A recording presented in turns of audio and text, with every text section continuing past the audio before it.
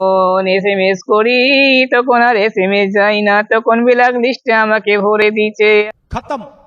আমাকে একটি মেয়ে এসএমএস করে বলল, আমি তোমাকে ভালোবাসি। আমি ভাবলাম, কে রে ভাই, তুই আমাকে ভালোবাসিস? তাই আমিও তাকে বললাম, কে তুমি, আমাকে এত ভালোবাসো?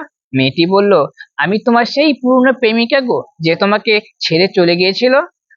আমি মনে মনে ভাবলাম, আসলে এই মালটা কে? তাই দেখি।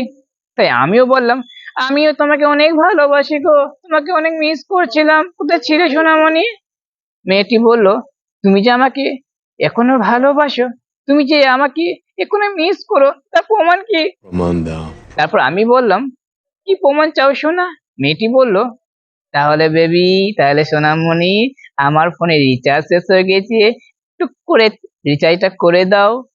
আমিও ভাবলাম, বহুদিন ধরে সিঙ্গেল পড়ে পড়ে মরছি, তাহলে এক কাজ করি, পুরনো প্রেমিকা ফিরে এসেছি, রিচার্জটা করে দিই। আমিও রিচার্জটা করে দিলাম।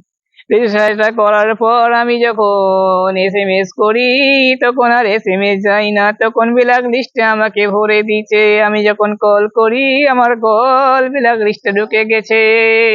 अच्छा।